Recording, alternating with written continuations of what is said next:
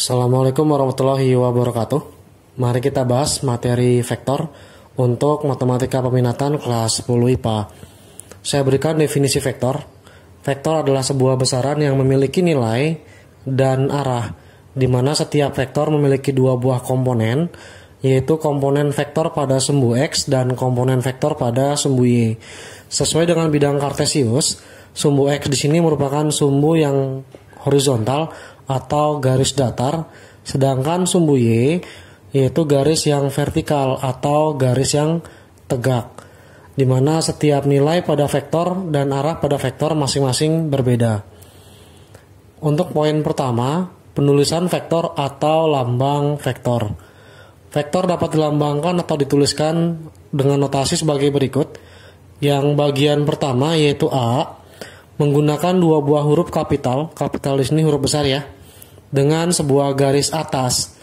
Saya contohkan misal huruf A dan B, dua-duanya adalah huruf kapital. Kita beri garis atas, ini dinamakan vektor AB, yaitu menunjukkan sebuah arah dari titik A ke titik B. Ketika dibuat dalam garis, anggap di sini adalah titik A, kemudian ini adalah titik B, panahnya selalu sesuai dengan arah dari A menuju B. Begitu pula dengan garisnya dari titik A menuju garis B. Atau mau digambar ke bentuk lain, ini adalah A, kemudian ini adalah B, arahnya pun harus dari A menuju B. Jangan sampai terbalik B menuju A. Itu bukan vektor AB, melainkan vektor BA. Kemudian yang kedua atau bagian B, menggunakan huruf kecil yang tebal dengan garis atas. Sebagai contoh, misalkan huruf A kecil kita beri panah atas, merupakan vektor dari A kecil dengan garis lurus tanpa ada titik huruf kapital di antara kedua ujung garis. Inilah yang disebut dengan vektor A, kita beri panahnya. Atau dengan huruf lain boleh, kita beri vektor B, atau dengan arah yang berbeda, kita beri vektor C di sini. Sehingga lambangnya bebas, boleh menggunakan huruf kapital A ke B atau vektor AB. Yang kedua, vektor A kecil, B kecil, atau C kecil ketika menggunakan huruf kecil. Bagian kedua, konsep dasar dari vektor. Nah, konsep dasar vektor meliputi yang pertama yaitu A, arah vektor. Jika terdapat sebuah vektor AB, artinya dari titik kapital A ke kapital B, maka terdapat vektor lain yang berlawanan dengan vektor AB, yaitu vektor BA, di mana berlaku AB sama dengan minus vektor dari BA, sehingga dapat dituliskan sebagai AB ditambah BA sama dengan 0, karena ketika pindah ruas, maka tandanya berubah menjadi positif.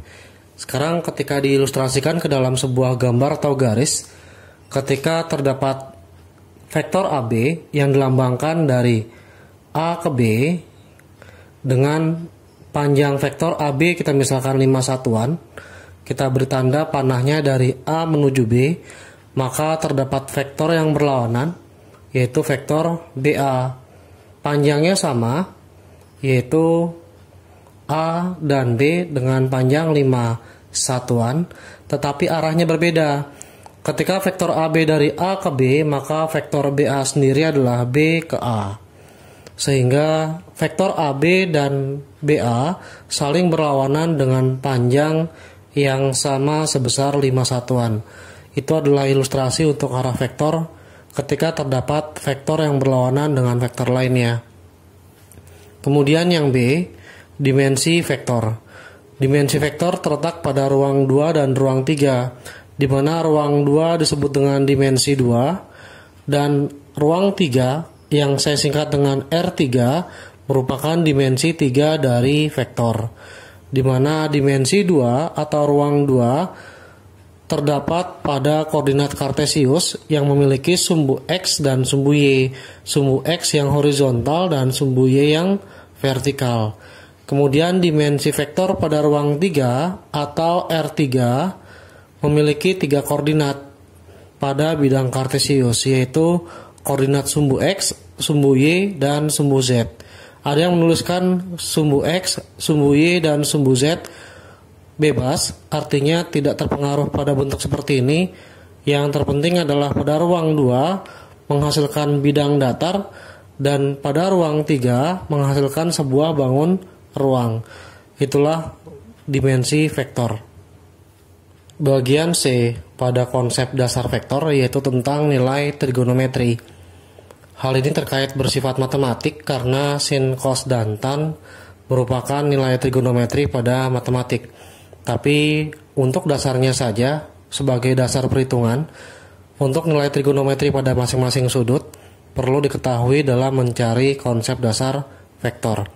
Yang pertama adalah ketika ketemu sin tapi sudutnya 0 derajat bernilai 0, sin 30 adalah setengah, kemudian sin 37 adalah 3/5, sin 45 adalah 1/2 akar 2, kemudian sin 53 adalah 4/5, lalu sin 60 adalah setengah akar 3, dan yang terakhir untuk nilai sin adalah sin 90 sebesar 1.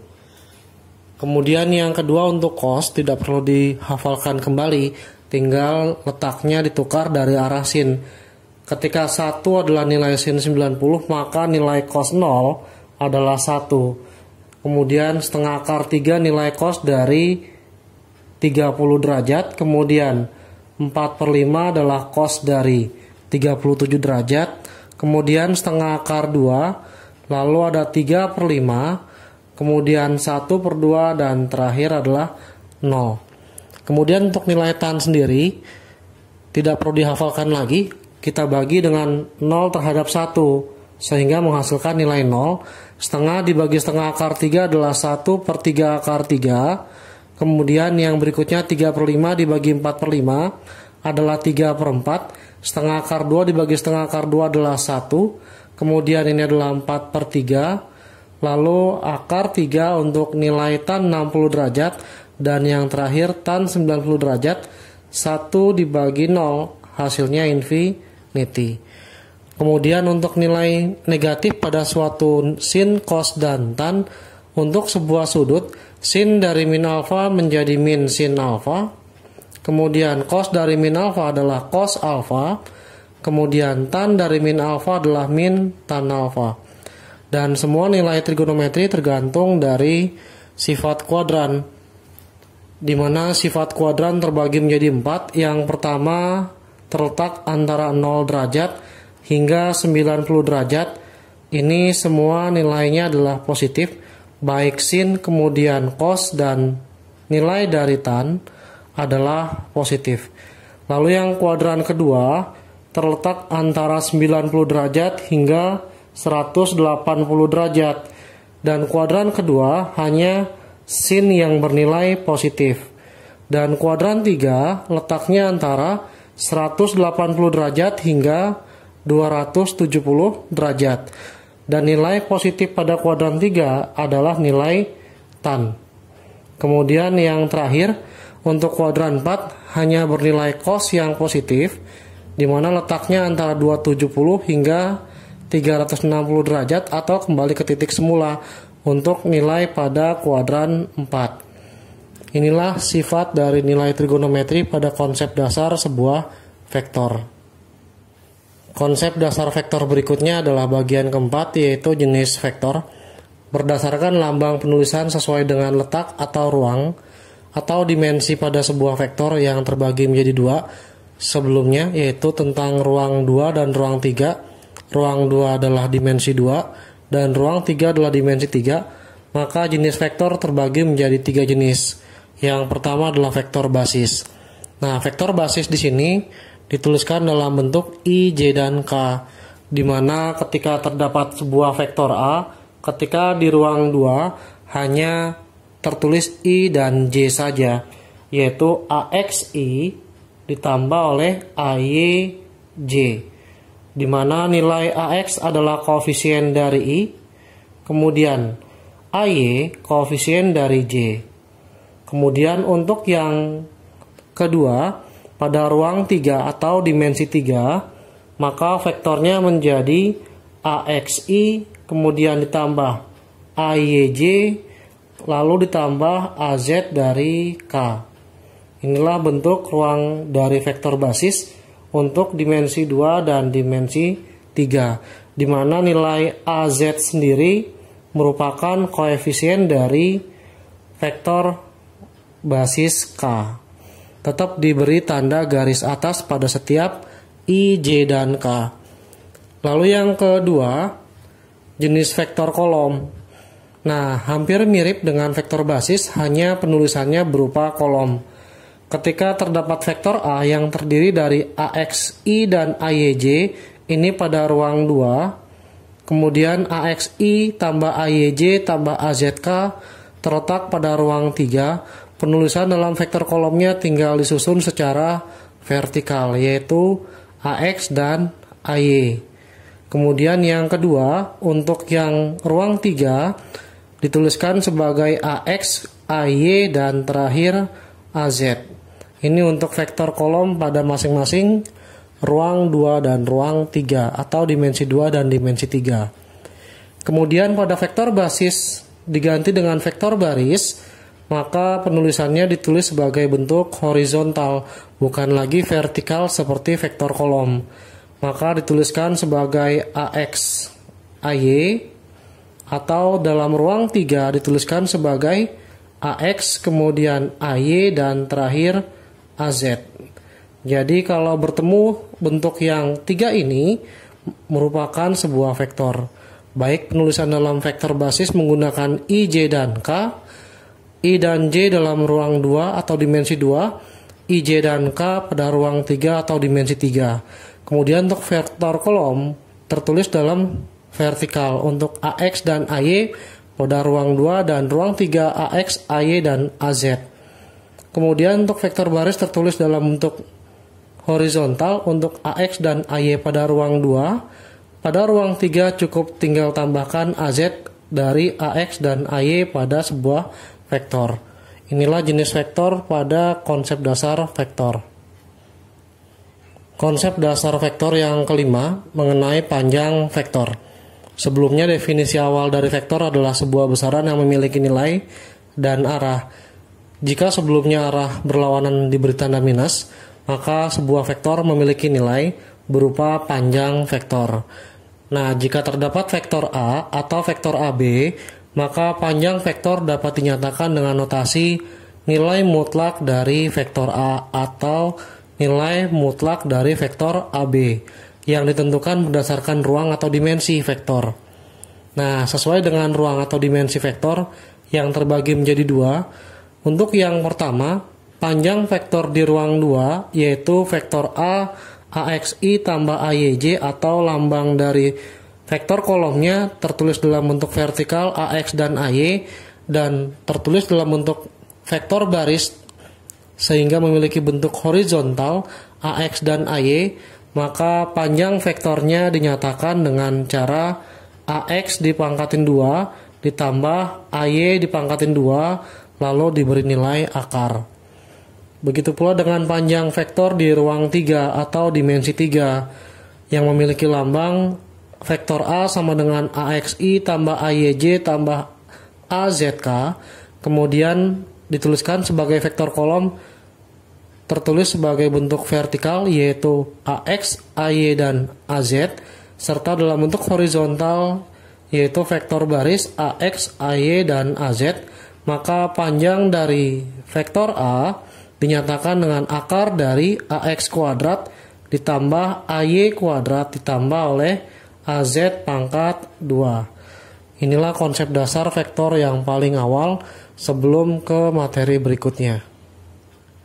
Contoh soal latihan nomor 1. Jika terdapat sebuah vektor A sama dengan 2i tambah 3j dikurang 4k dan vektor B 4i dikurang 2j dikurang 5k, maka tentukan nilai dari yang A, panjang vektor A, dan yang B, panjang vektor B.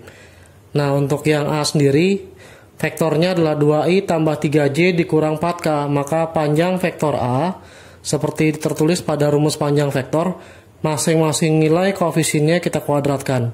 2 kuadrat tambah 3 kuadrat ditambah minus 4 pangkat 2. Sehingga diperoleh nilainya menjadi akar dari 2 kuadrat adalah 4 ditambah 3 kuadrat 9 minus 4 dikuadratkan adalah 16 dijumlah menjadi 29.